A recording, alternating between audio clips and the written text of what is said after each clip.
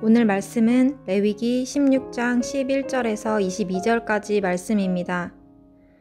아론은 자기를 위한 속죄제의 수송아지를 드리되 자기와 집안을 위하여 속죄하고 자기를 위한 그 속죄제 수송아지를 잡고 향로를 가져다가 여호와 앞 제단 위에서 피운 불을 그것에 채우고 또 곱게 간 향기로운 향을 두 손에 채워 가지고 휘장 안에 들어가서 여호와 앞에서 분향하여 향연으로 증거궤 위 속죄소를 가리게 할지니 그리하면 그가 죽지 아니할 것이며 그는 또 수송아지의 피를 가져다가 손가락으로 속죄소 동쪽에 뿌리고 또 손가락으로 그 피를 속죄소 앞에 7번 뿌릴 것이며 또 백성을 위한 속죄제 염소를 잡아 그 피를 가지고 휘장 안에 들어가서 그 수송아지 피로 행함같이 그 피로 행하여 속죄소 위와 속죄소 앞에 뿌릴지니 곧 이스라엘 자손의 부정과 그들이 범한 모든 죄로 말미암아 지성소를 위하여 속죄하고 또 그들의 부정한 중에 있는 회막을 위하여 그같이 할 것이요 그가 지성소에 속죄하러 들어가서 자기와 그의 집안과 이스라엘 온 회중을 위하여 속죄하고 나오기까지는 누구든지 회막에 있지 못할 것이며 그는 여호와 앞 제단으로 나와서 그것을 위하여 속죄할지니 곧 그 수송아지의 피와 염소의 피를 가져다가 제단 귀퉁이 뿔들에 바르고 또 손가락으로 그 피를 그 위에 7번 뿌려 이스라엘 자손의 부정에서 제단을 성결하게 할 것이요 그 지성소와 회막과 제단을 위하여 속죄하기를 마친 후에 살아있는 염소를 들이되 아론은 그의 두 손으로 살아있는 염소의 머리에 안수하여 이스라엘 자손의 모든 불의와 그 범한 모든 죄를 아뢰고 그 죄를 염소의 머리에 두어 미리 정한 사람에게 맡겨 광야로 보낼지니 염소가 그들의 모든 불의를 지고 접근하기 어려운 땅에 이르거든 그는 그 염소를 광야에 놓을지니라. 네, 오늘 우리가 함께 나눌 말씀은 레위기 16장 11절부터 22절까지의 말씀입니다. 어제 우리가 읽었던 본문에서 대속죄일에 있어야 할 그런 의식들의 절차를 설명했다면 이제 오늘 본문에서는 본격적으로 그 의식들이 진행되어지는 것을 우리는 볼 수 있습니다. 사실 대속죄일의 의식은 하나님의 말씀에 따라 이루어지는데 그 절차는 어떤 거냐면 어제 우리가 본 대로 대제사장과 제사장의 집안의 속죄의식 그리고 이스라엘 백성들 전체의 속죄의식 이런 것으로 진행되어집니다. 그리고 오늘 본문은 그 속죄의식이 어떻게 진행되어지고 있는지 우리들에게 보여주고 있습니다.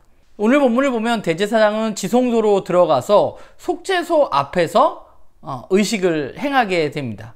그런데 속죄소를 볼 수 없도록 향을 피워가지고 연기로 속죄소를 가려야 한다고 말하고 있어요. 어제 읽었던 본문 2절에 보면 속죄소 위에 하나님이 나타나실 수 있다라는 말을 하나님께서 하는 모습을 우리가 볼 수 있는데 그러니까 속죄소 위에 나타나시는 그 하나님을 대면하다가 죽지 않기 위해서 향을 피워서 연기로 그 속죄소 위를 바라보지 못하도록 하는 것이 이 제의의 굉장히 중요한 부분입니다.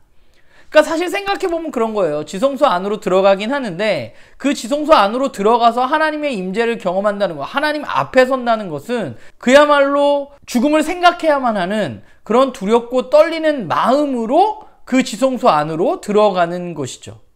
오늘 본문을 보면서 저는 지성소에 들어가는 그 대제사장의 마음은 어땠을까라는 생각을 해보게 돼요. 하나님 앞으로 나아가는 그의 마음, 얼마나 두렵고 떨리는 마음일까? 작은 실수라도 하나 하면 죽을 수밖에 없는 그런 상황들이 그에게 펼쳐져 있는 것이죠. 하지만 그런 일을 해야 하는 이유는 자신과 또 이스라엘 민족 그리고 이스라엘 민족의 죄된 모습으로 오염된 성소, 지성소 또 이 회막들을 정결하게 하기 위한 일을 맡은 사람이 그이기 때문에 그는 목숨을 내어놓고 하나님 앞으로 나아가서 이 의식을 행하는 것입니다. 그러니까 이 의식은 대제사장을 비롯한 이스라엘 백성들의 모든 부정과 불의 그리고 그들의 죄에 대한 속죄의 행위입니다. 하나님의 백성은 구별되어져야만 합니다.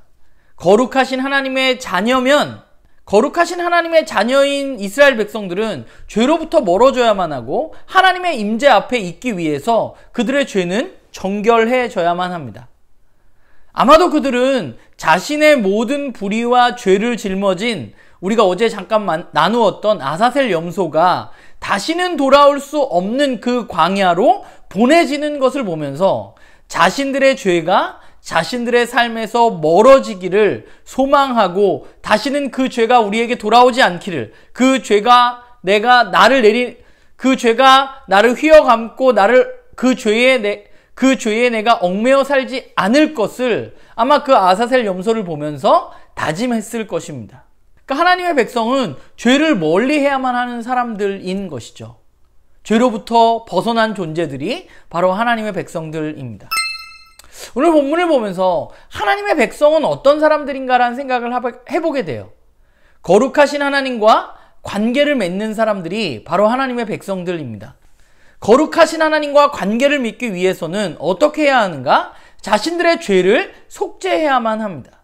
하나님이 가르쳐주신 절차에 따라서 그들은 자신의 죄를 속죄해야만 합니다.